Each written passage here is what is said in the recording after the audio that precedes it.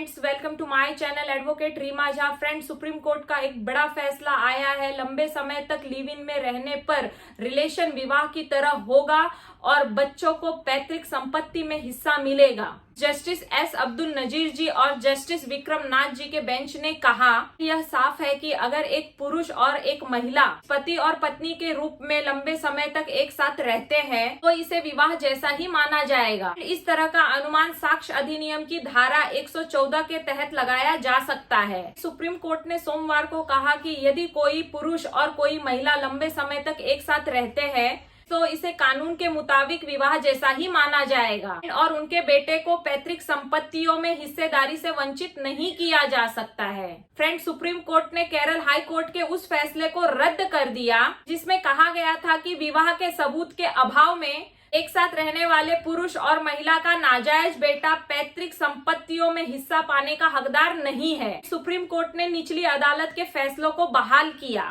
Friend, justice S Abdul Nazeer जी और justice Vikram Nath ji के bench ने कहा, यह साफ है कि अगर एक पुरुष और एक महिला पति और पत्नी के रूप में लंबे समय तक एक साथ रहते हैं तो इसे विवाह जैसा ही माना जाएगा एंड इस तरह का अनुमान साक्ष्य अधिनियम की धारा 114 के तहत लगाया जा सकता है।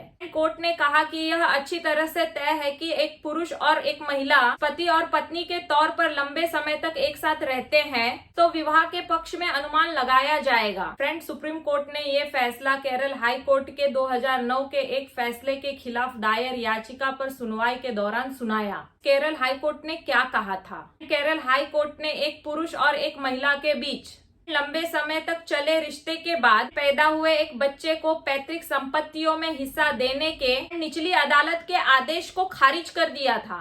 हाई कोर्ट ने अपने आदेश में कहा था कि इस बात का कोई सबूत नहीं है कि याचिकाकर्ता के माता पिता लंबे समय तक साथ साथ रहे।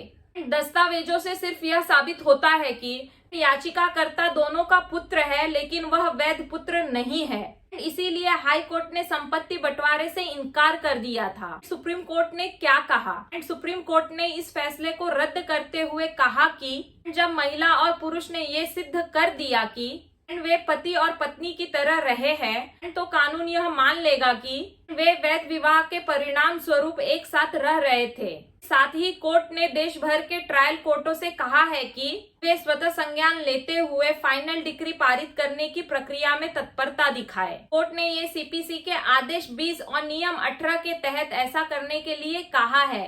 Thank you for watching my channel advocate Reema Jha. Friends, हम जल्द ही मिलेंगे नेक्स्ट वीडियो में।